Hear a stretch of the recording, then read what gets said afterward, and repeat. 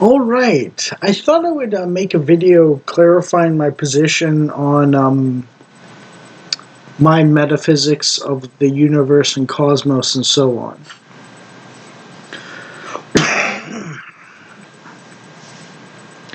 Now, I've mentioned my olive branch to atheists, secular atheists, and so on. Um, but I'll give you the reason why I kind of go to that position when I'm not in the right mood necessarily to believe in Jesus as literally the Son of God, like like fundamentally. But at the same time, I always view him as the way, the truth, and the life. I view him as the way of truth to life. Um, and the answer is, I've never seen a miracle that is like breaks atheist laws of physics. My general rule for belief is theoretically possible, but statistically impossible. And that there's a will, a psychological entity, a consciousness that directs the universe on some level, but remains hidden to people. So I don't blame you if you don't believe in it or don't recognize it or something like that. But if you ever get those spooky coincidences and stuff like that, I don't believe in ghosts, aliens, Sasquatch, or anything like that. Um, my belief is that the prophet Elijah's fire from heaven was um, lightning, which is possible theoretically, but statistically unlikely, especially on command. And a couple of my cousins once told me a story about how they looked at the ocean for the first time in their life and said, "Part," and then thunder cracked. And that's kind of how God operates in my experience. Now, I've known about 16 prophets, maybe I can remember definitely 11, but I can remember that I've listed 16 names before that I remember. Yeah, it's kind of foggy in a way, but I can remember that I have named 16 prophets before, um, and I know I've had waking visions, start like four of them. Um,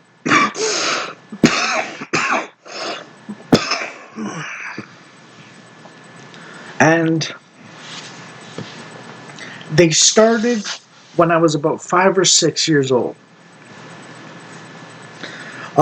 This one might be already over and satisfied, but it might not be as well. And I'm gonna forward the intro this prophecy by saying my waking visions appear to be half true in some level, and there's like a fundamental twist to them that is unforeseen on some level, and so on. So, or like they're half true, or they're inverted truths a little bit, or something like that. There's like an element that's true, and they definitely reference the thing on some level, but like it's not played out exactly like the vision. And that's important. But basically, my vision was of time. My first vision, or I can't remember the order of the visions, but they were all when I was like 5, 6, or 7, or something like that. Like it was like really intense. And I was like, "What is this?" It's just part of the thing. Like I didn't really understand that other people didn't have these things. I knew they were special on some level, but I forgot about them for a long time. And one of my prophetic friends told me I would, anyways, because of drug usage and so on, for about 15 years, and then I would remember. Um, However, I think I'm going to preface this by saying I think this vision means the opposite of what it might indicate at face value. Okay, so what is the vision?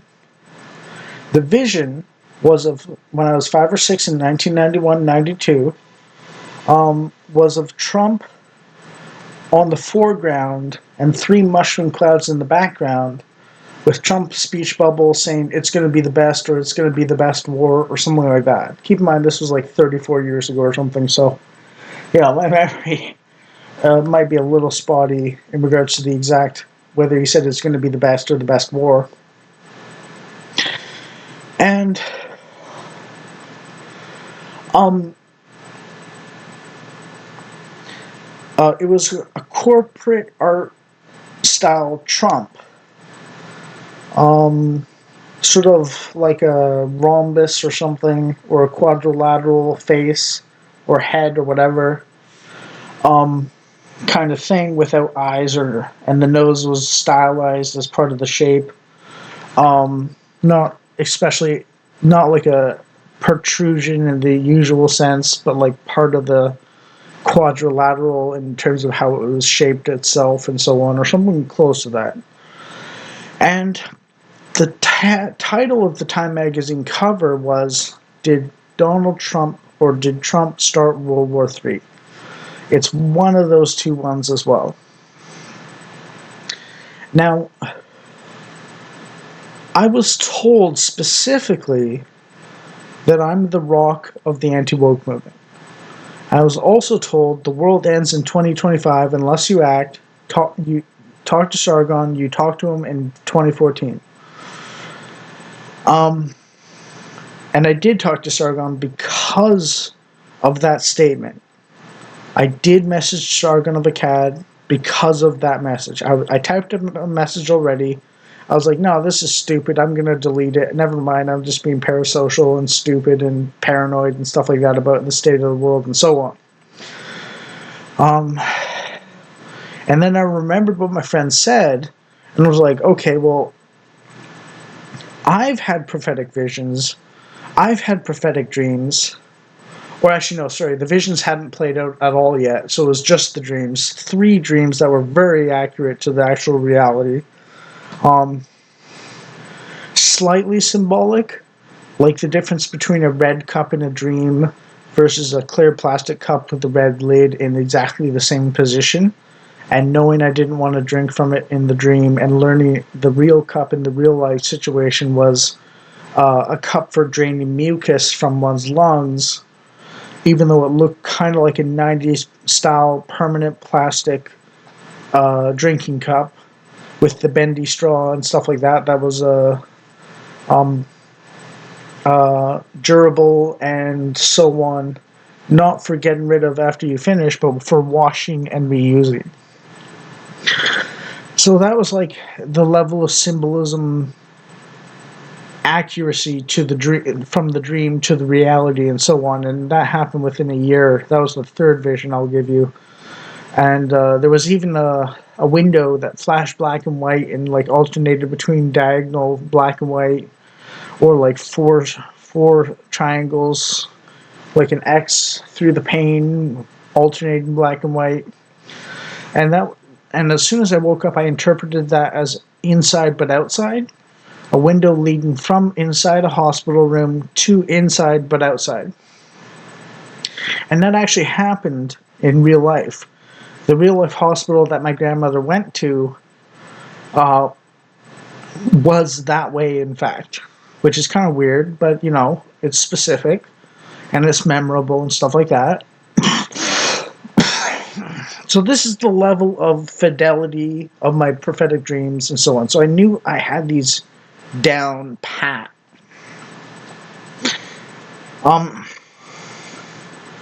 So I was like, okay, well, he mentioned Sargon. I'm about to message Sargon, and he mentions the potential end of the world.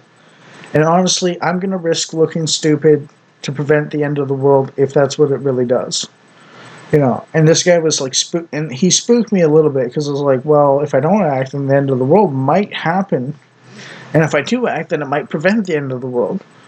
And like he did mention Sargon of Akkad as an interest of mine and so on, and it was 2014 at the time, and I remember what he said, and I was like, okay, I know I've had prophetic visions or dreams myself.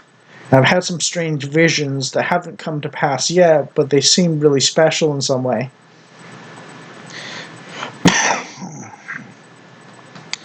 So I was like, okay, I know prophetic power exists, precognition at least.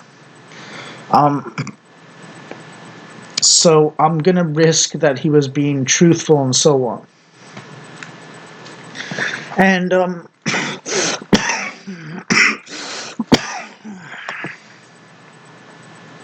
so I messaged Sargon.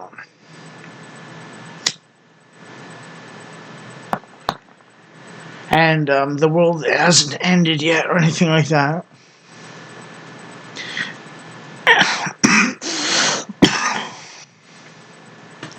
And the statement was, the world ends unless you message Sargon, and I did message him. So for the Trump vision, what it means is, I'm guessing this means there's 3 potential nuclear hotspots that Trump is going to resolve or something like that. The best war is one that doesn't need to be fought and isn't fought because it doesn't need to be fought. Right? That would make some sense, I would think.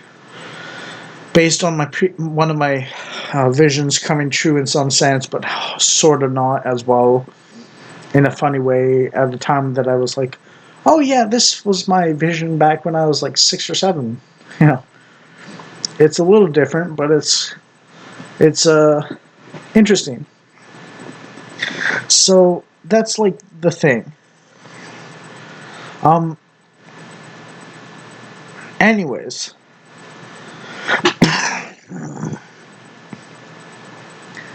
statistically impossible, theoretically possible. Fire tornadoes can exist, therefore Exodus story can be true. And also, I remember a biblical documentary where the Red Sea at a certain point would rescind its waters for a few hours at least, and people could cross it by foot and so on. So I think there's a certain thing there. So basically, my general rule is it cannot literally break the laws of secular atheist physics, but it can be. There's a lot you can do with secular atheist physics that just isn't done very often, or it could be like a one-off statistically or something like that. And that's not to say that I'm discounting agency of a universal or more than universal will controlling everything. That's me saying it operates in that manner. But at the same time, I know from experience that I don't disparage the secular atheist for not seeing God in things, because I was exactly the same way until God spooked me with a certain degree of. Well, I'll just tell you the story real quick. So I'd forgotten all about my friend's prophecies, my prophetic dreams, and my waking visions and so on. I forgot about my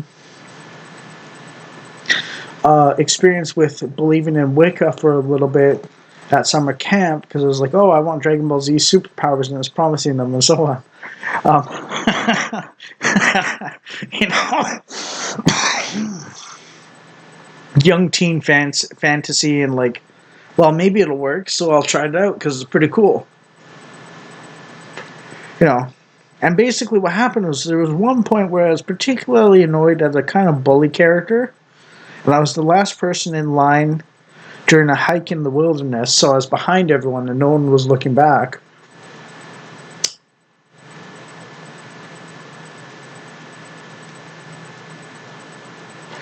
And I tried my hand at magic in a sense by giving them the evil eye and saying, like, jabbing my finger and kind of wishing harm on them a little bit, just a little bit. And then they stumbled and said, ow, and I was like, oops, that's wicked magic. I shouldn't do that again. You know, that's bad juju. So I was like, okay, I'll just pretend that didn't happen, not do it again, and whatever cosmic justice comes my way, I'll just say sorry and not do it again, basically. So I wasn't, and by the way, the visions didn't pan out for until later after synchronicity hit, and the prophetic dreams didn't have a personal nature attached to them in some sense. So there was a legitimate question of like quantum entanglement because we know something about spooky action at a distance in some level. Um,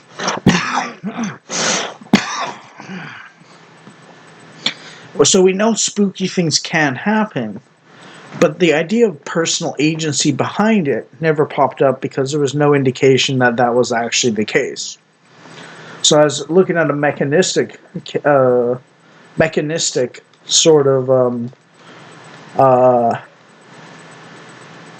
explanation because I'd never seen anything to indicate God existed in my life, which is why I don't disdain the secular atheist for not believing in it. There was nothing in my life to hint at it, particularly. Even the Wicca thing, because that was just like mechanistic magic in some sense. So I was just like, oh, I got random quantum entanglement, quantum magic. You know, I don't know how it works, but hey, you know, it's whatever. Um, but I knew I couldn't control it at least, particularly. You know, the spooky, the Wicca evil eye jab hex thing was like scary, and that was mechanistic. But I think I tried a couple other Wicca things that were less curse-like, and they never panned out. So I eventually dropped that and became a secular atheist just naturally, and so on. Anyways, if you check out my videos, Battle Scars Fighting Sin, which is the third or fourth oldest video in my entire collection here, or Spooky Spurging and Proven Prophecy Exists with Evidence, you'll find two things. The first video is my dedication to God and justice, even at myself, proven by my scars. Self-inflicted, basically. So I know the wages of sin are death. I know that, I know the experience of unpayable debt, no matter how hard you try in some sense, and begging for mercy. I know the feeling of damnation in some sense. I know the experience of feeling like you're going to go to hell no matter what you do, and so on. So I don't really begrudge people who are a little scrupulous or atheist-minded or anything like that. As long as they're not just twats about it, basically. The other thing is, the Spooky Spurgeon video, Proven Prophecy Exists with Evidence, is a list, or it's not a list, it's a slideshow of the snipping tool, copy pasting an image on your screen of search terms I made back in the day because I remember doing it, which is why I looked them up. And there's 43 of them of things that I looked up before they even existed on some level, like Charlie Kirk martyrdom and so on.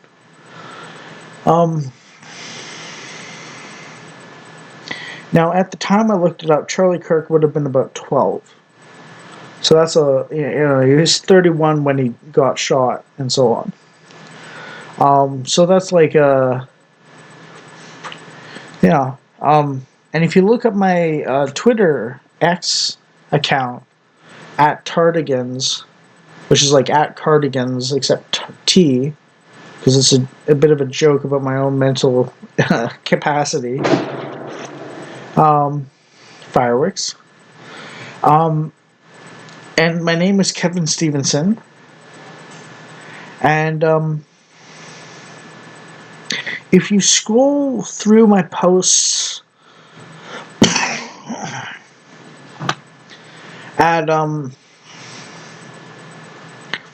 I think you can look up Trump or Antifa or something, and if you find the one made October or September 5th, you'll see that I predicted that Antifa would kill Sargon of Akkad, or Trump would have a heart attack or a stroke, and I posted a George Floyd search image and said this was on the strength of my prophetic friends telling me to search these things so that I would have proof in the future of prophecy existing to the people who are at least conducive to believing. Um, you know, um, um, you can see an intersection between a right wing commentator and dialogue guy and networker, um, an American political figure, and a bit of a martyr figure, and so on. It's not an exact match, but you can see a certain correlation and intersection into it, and so on. You know, if you're conducive to being a believer in the first place. Now, I got the exact person wrong, but the triangulation is sort of there in a sense. Um, and I basically said, look, this is terrible, and like, I want to avoid it if at all possible, and so on, because I was like worried about. I knew it would radicalize people if one of the famous right wing figures got murdered in cold blood and so on against the left, but I was more concerned with like protecting the people I knew of and have followed for a while and so on, thinking it was going to be them targeted. If I knew it was Charlie Kirk, I would have posted it before, not just for clout, but to try and like prevent it from happening because they'd know they were on, that we were onto them and so on, at some level. Um, and then maybe the prophetic clout would come, and I would get some re-up for my existential crisis guide and toolkit or something, and make more believers. Although Charlie Kirk's martyrdom actually already did that. And I don't mean the Google search trend search. I mean the actual event. So that's a positive in a sense. You know, more people's lives are saved, their souls are saved, and their lives will probably improve on some level for a while at least, because of it. So that's kind of a. I don't like. Okay, I know you shouldn't question God, but I still don't like that God basically made me forget about Charlie Kirk martyrdom until a week or two after the event. And then I was like, oh, yeah, right, my friend told me about this. And looked it up and found it and was like, oh, shit, okay. You know, I should have posted it before to try and prevent it, but I forgot all about it. But at the same time, the Charlie Kirk martyrdom thing suggests that it was always meant to be, in a sense, because it was part of prophecy and there's no thwarting God's will, and apparently God wanted Charlie Kirk martyred. I don't mean murdered, I mean martyred. For the sake of humanity and so on.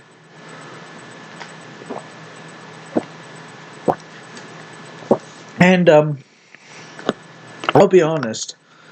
I mean, in a sense, okay, I don't want to. I don't want this to sound mean, so I'm not going to try and sugarcoat it, but I'm not going to try and like snark at it either.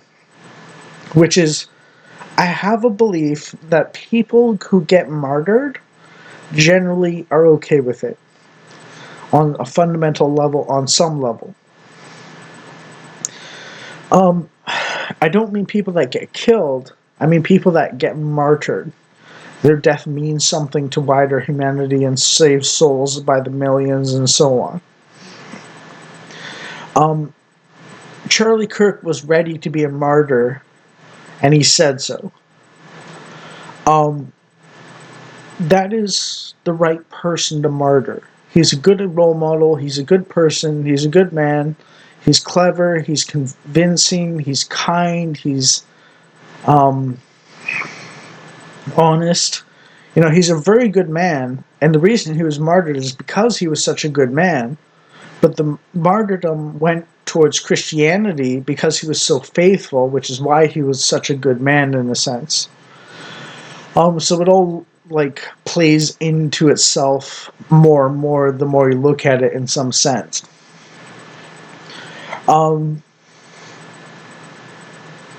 Charlie Kirk got what he wanted in the end, which is martyrdom. And I don't mean that in a negative sense. I mean that in a positive sense. He was willing to do it, and God called him up and said, "Okay, we'll take you for the sake of millions of souls and so on. For the sake of the people of the world, basically." Yeah. Um, um,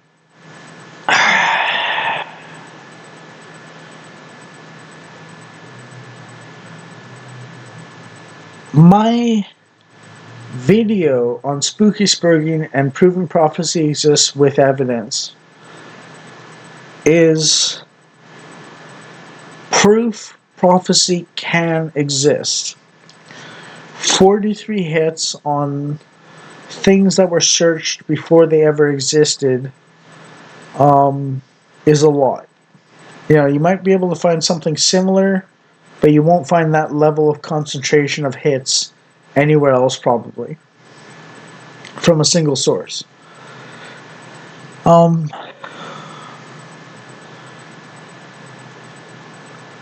I'm going to keep banging on about that in my videos here and so on. But basically, my approach is physically, theoretically possible to a secular atheist, but statistically impossible. So, Lazarus being in a coma and Jesus giving him some CPR or something like that to jolt him awake, basically. Jesus being in a coma in the tomb, and then getting out and then going like, oh, hey, for 40 days, and so on. Um,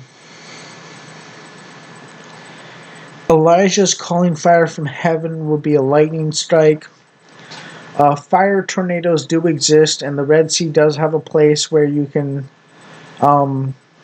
The tide goes low enough where you can walk across for a few hours and so on. So these are my secular atheist friendly explanations for them that are rooted in a even a secular atheist can say, okay, that's possible on some level, just really not likely. You know. Um, that's my general approach. Now, there's 3 things, or 4 things technically, that God communicates through in my experience, not reading backwards. So those are guesswork on my part for history and so on.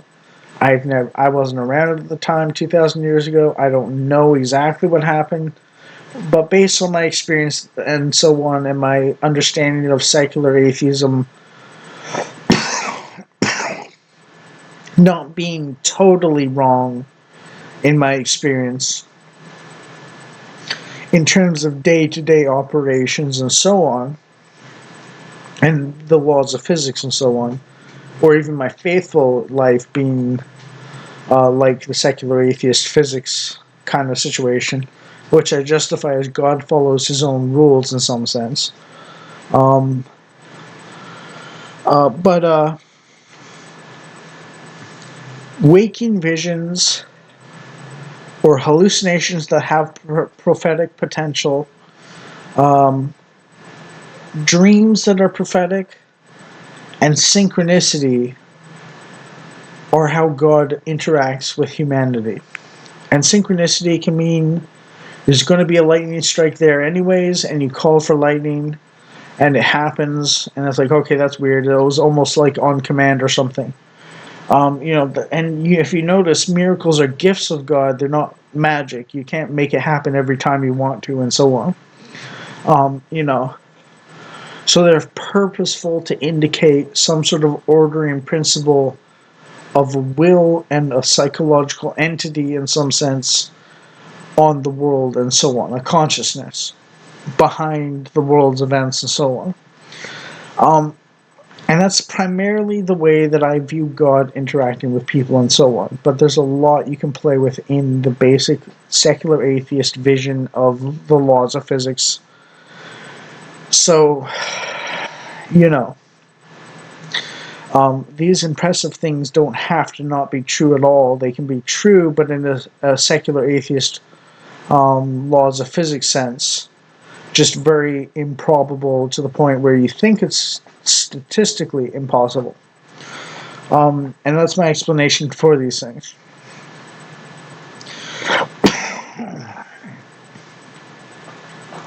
And my explanation for Jesus, if he's not actually like the bona fide Son of God in the sense of like, always existing before history began and so on, and then coming down from heaven to earth and so on, um, in a sort of magic, spiritual kind of um, um, like a star just sort of enters Mary's womb or something, kind of Star Trek Voyager experience is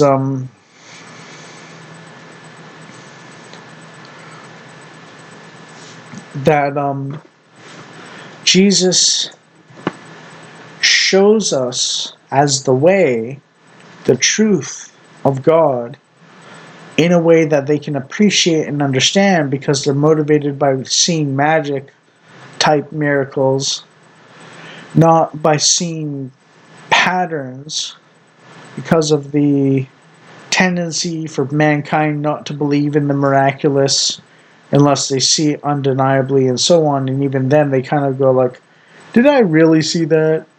Or they forget about it or something like that, which is attested to by many Christian preachers and so on. So you have to do a real wowzer kind of looking event in some way. And I believe Jesus shows us the way to the truth in a sense of God and his promises of the afterlife and so on, even if I don't believe Jesus died exactly on the cross, but went into a coma and then left the tomb and then stayed around for 40 days with his friends and then wandered into the haze of the desert uh, to die off, or went off and lived a quiet life and so on and so on. But the purpose of the way of the truth is for life. The way of truth to life. And this is based on my very secular atheist appreciation of the laws of physics in some sense. But I will give an example of how this can play out in the ordering principles of how this actually works in some cases. And that is, there was a time 8 years ago, or 8.5 to 9 years ago now.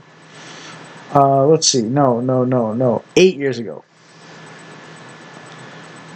Where basically I was watching a live stream and I was about 30 minutes behind. So the guy said this about 30 minutes ago. But just as I was watching, before I heard this, I thought to myself, I really miss my ex-girlfriend. I should not have threatened her. I feel like a piece of crap. Because she broke up with me and then I got angry with her and so on. Again, watch my video, Battle Scars Fighting Sin. If you don't believe I'm really sorry about that. If you don't think I regret this stuff a lot, and including other things I've done. But anyways, then after I thought that to myself, the YouTuber in question said she broke up with him. Oh, he threatened her? Well, I don't know if I should help. And I got super spooked. And then, like, for the next, 3 or 4 months, basically, 50 times or something, I would, think something, and then someone would walk by completely new to the situation and then say something as they were walking by that sounded almost exactly like the right answer to my thing. We're talking like me going, thinking to myself without saying it out loud, I wonder what 2 plus 2 is, and then the person walking by would like be talking to someone, and then as they pass me by exactly right in front of me, they would say the answer is 4. And it's like, okay, that's weird. So that's the ordering pattern of the universe, but it doesn't break secular atheist laws, is my experience. Now, I don't know 100% if I'm right about this. I don't know if Jesus literally rose from the dead after 3 days of totally dying, bro, and so on. But this is kind of where I gravitate towards pretty often, um, and so on. So basically, what I'm saying is be on the lookout for meaningful coincidences that imply the universe has some sort of conscious will behind it, pointing to you and saying, "Psst, I exist." Like there's a few synchronicities that can happen and so on, but basically one of the common ones is, and I've kind of had this with the numbers 1336. One short of LEET, which is internet speak, 1337 LEET for elite. But anyways,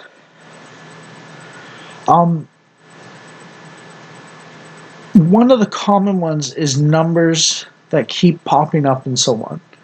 Now, that's not indicating necessarily a personal connection to the order and principle of the universe, but I would suggest you look at it as a potential, "Psst, I exist," from God. You know, I've had enough of these experiences that indicate some sort of understanding of concepts in psychology and mind reading and so on from synchronicity, basically, where it's like, okay, it clearly knows more than I do, and it's clearly understanding my thoughts and responding to them on some level. Um, and So I would definitely say God exists, but he doesn't break the laws of secular atheist physics. He just uses the statistically impossible situations in a way that when you witness it in the right position, or the your own thoughts, and something happens that suggests it, something else knows your own thoughts that controls the world, and so on. Um, don't assume psychics or witchcraft or aliens or living in the matrix or mind reading technology or something like that, because that's what I did at first um, before I thought of God. And like basically what happened was every time I would guess at something that wasn't God, like all those previous things I mentioned, there would be like a car that would go vroom, really angry sounding almost. And then I was on Herald Street, Herald, like an announcer of the King's arrival kind of guy, street. Um, and or I was about 5 steps away from it, 2 or 3 seconds away from turning onto it where I lived at the time, and I was like, oh great, God exists. Okay, I'm gonna guess it's God doing this stuff. 3, 2, 1. God's doing synchronicity, and no car roaring, angry engine sounds whatsoever. And then I turned on the corner and went down Herald Street about 3 to 5 steps, and then a perfect white feather fell floating in the wind and shining in the sun. And it was like angelic, basically. It was angelic symbolism. There's no doubt in it in my mind whatsoever. It was like, in the context, it was like perfect symbolism of like God exists, angels are looking down on me, kind of thing. Um, and then began a hard, very nasty lesson in the wages of sin are death and futility and hopelessness and so on. Um, if I may presume to be egotistical for a purpose here, or humble in the sense of understanding my own worth, which is great, supposedly, in my mind. Um, the purpose of this was to experience the fullest range of human despair possible without actually dying, basically. Like, Battle Scars Fighting Sin, I mentioned how many times I've tried to game end, and it's like 46 times. We're talking like 7 bottles of Tylenol kind of levels. And I survived it all. Like, I've been shot in the guts. I was gonna die, but they saved me. I almost drowned. God sent a sign that it doesn't need to be that way, and I now look back on it and treat it like a baptism from God. Um, I got hit in the head by a car.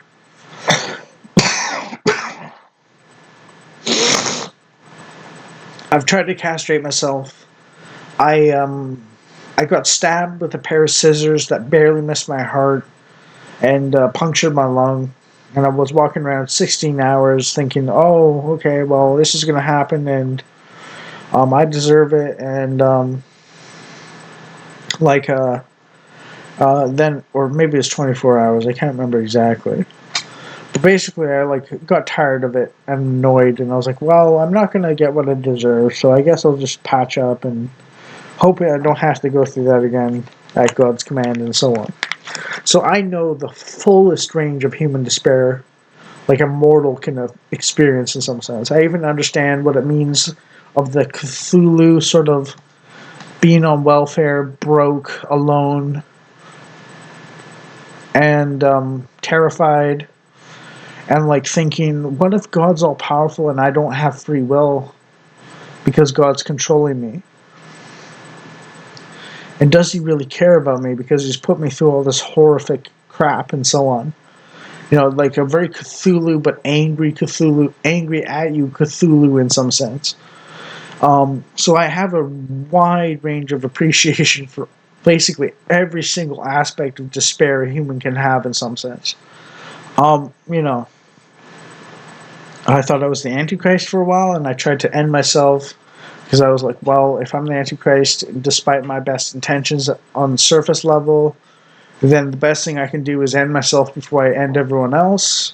I thought I'd killed God in like God is dead and we have killed him and he's never coming back kind of thing. Everyone that past, present, and future, well, there is no future, and everyone past and present is going to hell forever, alone, tortured by demons, or the spiritual physics, metaphysics as a force, not even with demons to accompany them. You're just alone in the laws of physics of the spiritual realm are torturing you in some sense malevolently. Um, for everyone, because of what I did, because I was so malevolent that God couldn't even figure it out, even though he's God. You know, I've experienced the fullest range of human despair possible. You know, there was even a time when I thought I was like a dungeon master god, and like me and a bunch of other people were taking turns being god of this universe, and then there was like God Almighty above us. And like I thought like for a while that like I was basically um I thought I was being told that I had abused my dungeon master position, dungeon master god position to like make horrible lives for everyone because like life sucks for people a lot of the time. You know, it didn't have to be that way, and everyone else makes nice things except for like 1 or 2 people that were prophetic for me. And like I thought that like I killed the souls of like a bunch of loved ones who sacrificed themselves to give me another chance, and I just selfishly, psychopathically, narcissistically did the same horrible thing again, and like I would incarnate into the world ahead of time before my turn is up, quote unquote, and then like party and then live the good life, and then like um, game end, and then before my time was appointed, and then be like, oh, I didn't get my full turn, I deserve another, and people would let me do that. And then, like, God Almighty stepped in and was like, oh, okay, next person's turn no matter what. You just have to accept that you're going to hell for this, or if you decide to end your appointed incarnation time early, I'll send you to super hell. So that was like a counter game end experience, where I was like tested in the sense of like my usual sort of like, okay, I'm evil, I deserve to game end, whatever you say, God, and then going through it and then going, okay, well, God's tested me, I've obeyed Him, I get to live, and so on. And this was basically going like, oh, I have to live for a certain time, and then I can do it, and then I only go to regular hell, not super hell. So, like, I thought I was, like, divinely abusive in some sense. Like, I had abused my divinity in some sense. So, like, I got the experience of, like, how a pagan god might feel in regards to God Almighty in some sense, too. So, it's just, it's just a whole range of despairs, you know. But I don't feel bad about it so much anymore. I think the purpose of my experiences is to give me insight to everyone else's despairs on some level, um, so that I would learn a lot of empathy for people on some level.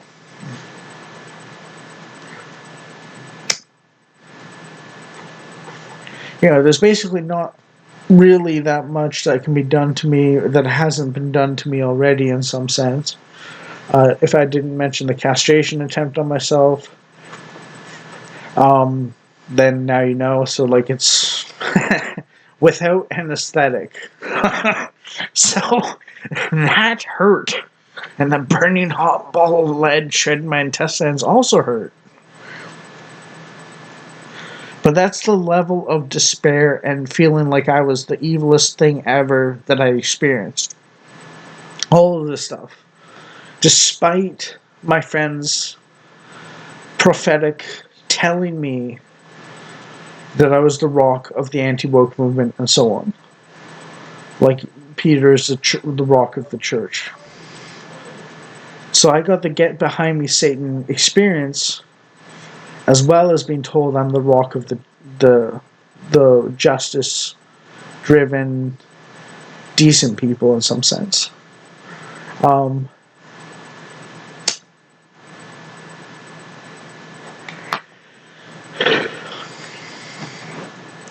so generally speaking, I might be a little grumpy towards people. I might be a little humorless at the moment in some sense.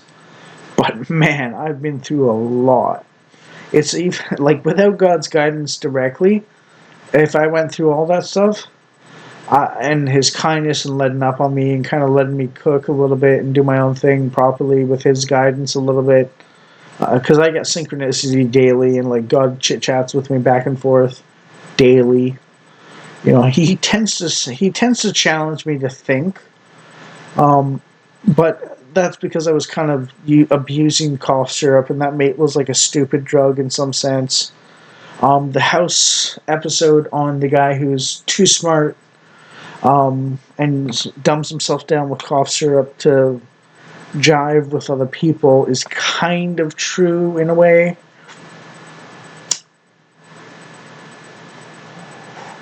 But it also makes you.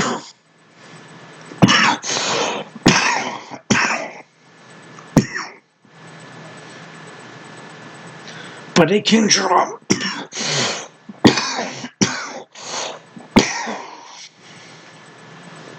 But it dropped my. But I would advise against it.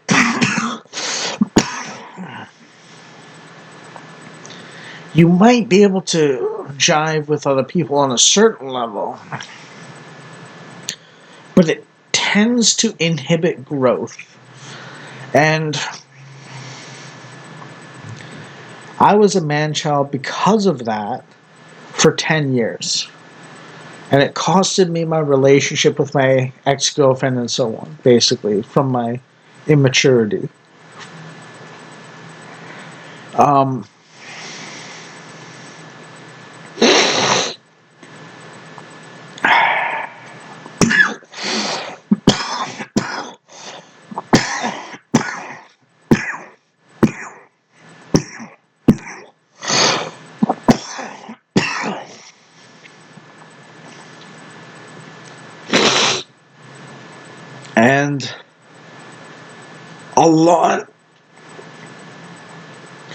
a lot of this experience of God is me making up for lost time, basically, with his guidance and tutoring and thought provocations and so on. Um,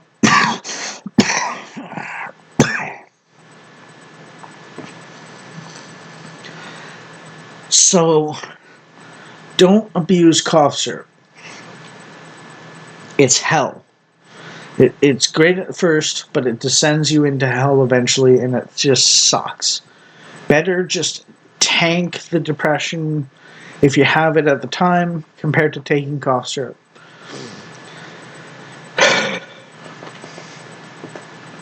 Or else the depression will get worse when it hits, and so on. And it'll hit more often. And it'll make you stupid enough where you can't analyze the problem and fix it. Which is what happened to me for some time.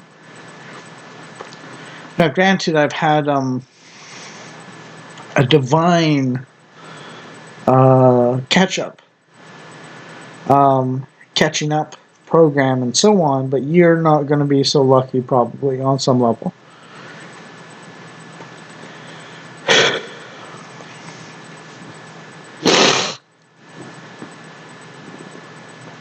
So, my suggestion is don't tempt fate and so on. I've learned a lot of lessons by doing it the bad way, and that was one of them.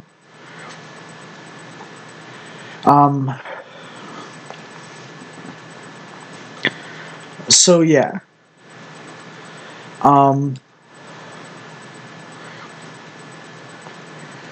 So yeah, that's check out my videos. If you want the level of dedication I have to authenticity and justice and God's commands and so on, check out my video Battle Scars Fighting Sin. It's the third or fourth oldest video in my YouTube channel. And if you want a prophetic receipts record, check out Spooky Spurging and Proving Prophecy Exists with Evidence. That'll outline the evidences, and the rest is my conceptualization of metaphysics and the universe and so on with the experiences I've had. You'll notice it's a very Christian core and conservative worldview in some sense. But it might help you to understand that I was a wokeist, or woke, from 2008 to 2011, before it was even cool, basically. And I turned against woke in 2011 during the Occupy movement, almost entirely on two things. One, they were anti-merit and pro-racial quotas. So they rejected the insiders who knew what the banks were up to that was bad, for like a homeless black prostitute to speak or something. And so not merit-based, quota-based. And also they rejected freedom of speech and its principles and so on.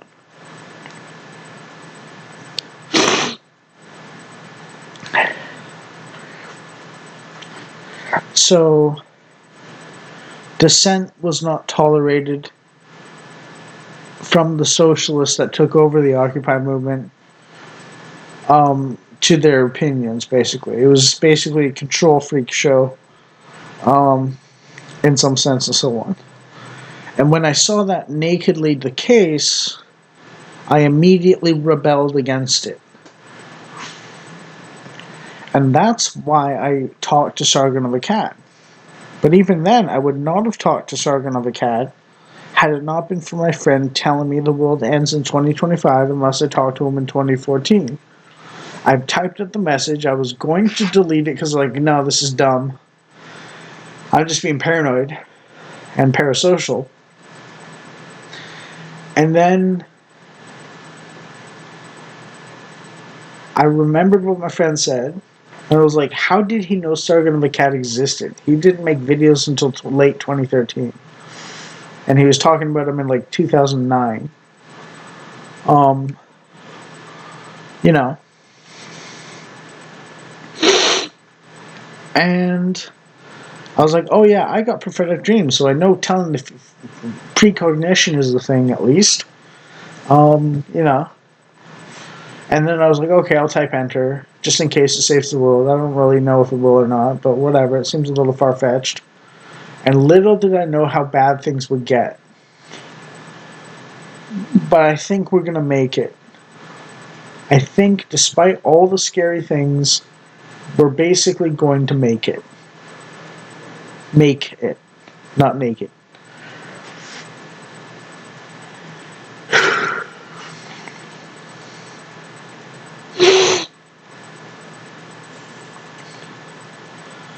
So, yeah. But this is my video on my credentials and my experiences, and a little reference to proofs and evidences of my dedication to justice, God, and repentance. Even if there was for a while I didn't understand why I was being punished so hard, and terrified and despairing and like hopeless and so on. But remember that God saved my life every single time, 46 times. And also, the spooky spurging with and proving prophecy exists with evidence is the receipts of the search terms I remember doing myself and looking them up on Google Trends and so on. And you can do the same thing if you want and see for yourself that it's actually real records. It's not in my control. I don't control Google Trends search. But if you look them up yourself, you'll find that the record does exist as I advertise in that video. So if you're prone to believing, this will just solidify the belief, but it might give credence to the other things in a statistical kind of way. And the Battle Scars Fighting Sin video is proof that I'm willing to perish for the sake of repentance if I need to, so that you know I'm an authentic individual. Because no one would be willing to go through that much pain if they didn't really believe it was for a just cause, or for justice sake, or for God, or whatever. So I'm a true believer, and I got the prophetic receipts, and those two videos prove it. And as for the existential crisis guide and toolkit in my playlists, that's my unpacking and unwinding and investigating and mapping the metaphysics and the cosmological ground by my experience as honestly as possible. And I do make a prediction in it, in my last video on it so far, that I will eventually become rich and famous on some level. And also that my ex-girlfriend will come back and we'll be together for the rest of our lives. And maybe I'll have 2 sons with her or something. Or maybe a son and a daughter. But those are predictions for the future. Those ones with my ex-girlfriend basically are predictions of the future. They haven't happened yet.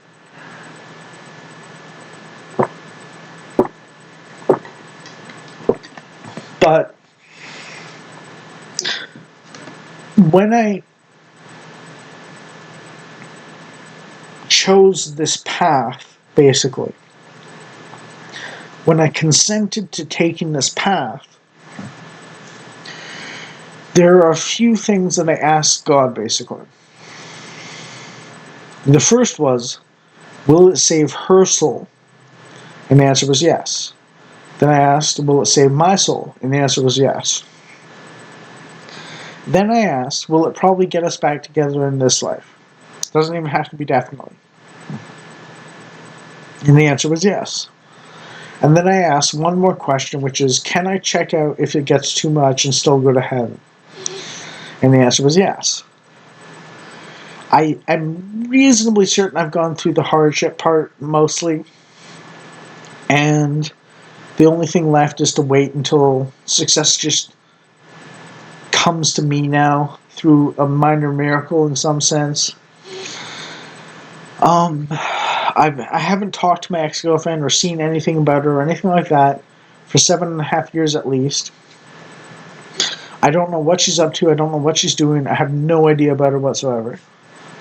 But I'm going on a wing and a prayer and a promise from a prophetic friend and so on.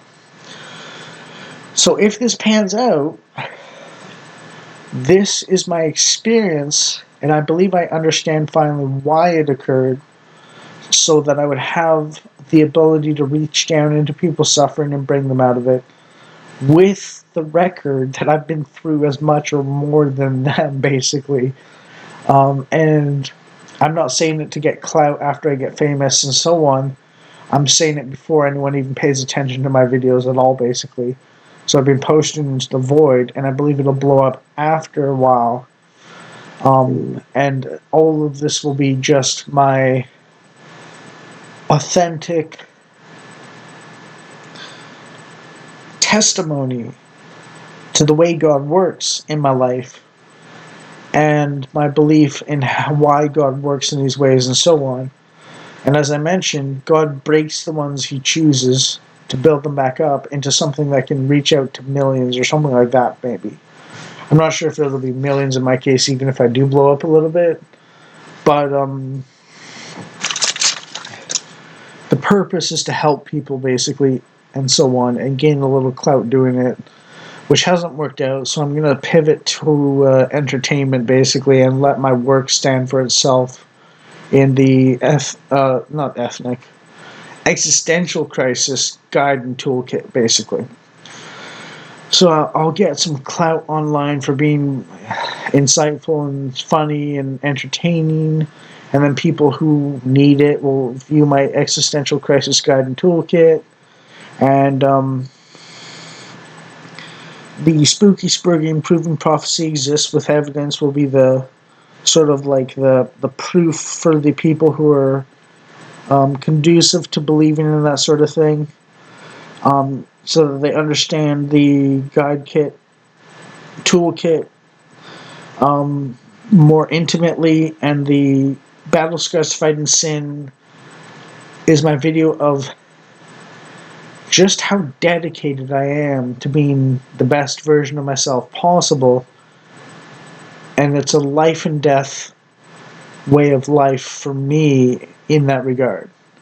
I've chosen a life or death commitment to God, basically, and that's the proof of it. For authenticity, at least. Okay, that's enough spurting out. But yeah. I know I said some egotistical sounding things, but again, well, I'll end on one thing, basically. What it might turn out is, if this stuff is all true, I don't know if it is actually. I still don't know if it's true. I don't know if Sargon going to listen to me at all, basically. But I kind of believe he might have.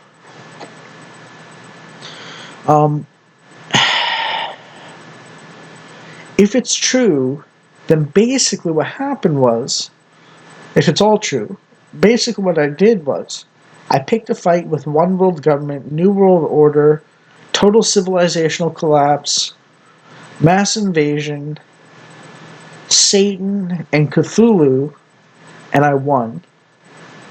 And I didn't win because of myself. I might be 130 to 140 IQ and so on, but I'm not that good. I won because God was backing me up and setting things up just so I could knock him down.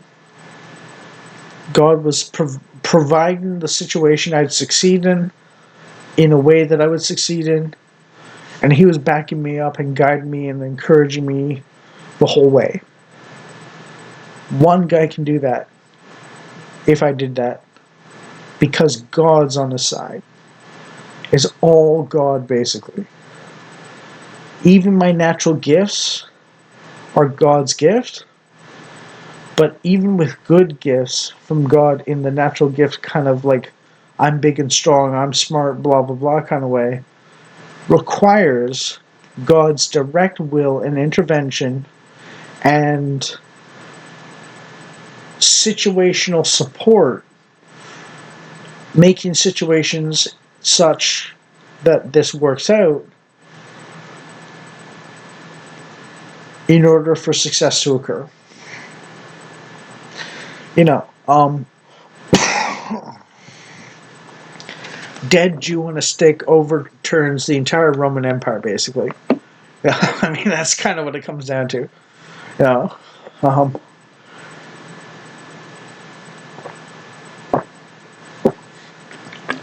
welfare autistic schizo overturns anarcho-tyranny across the West and comes back with the answers to despair and nihilism and so on. I don't know if this is just egotistical and I'm a total failure and God's going to punish me for being egotistical. I don't know if he's going to reward me for my faithfulness in being like pro-God as much as I possibly can be once he called me.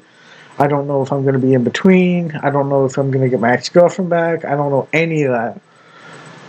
But I'm kind of like thinking I was promised this good stuff would happen. So I'm kind of like, well, when God says it and he means it, it's definitely going to happen. And I'm pretty sure I was told it would happen. So I guess this is just one of those things where the process is the promise in some sense. Anyways,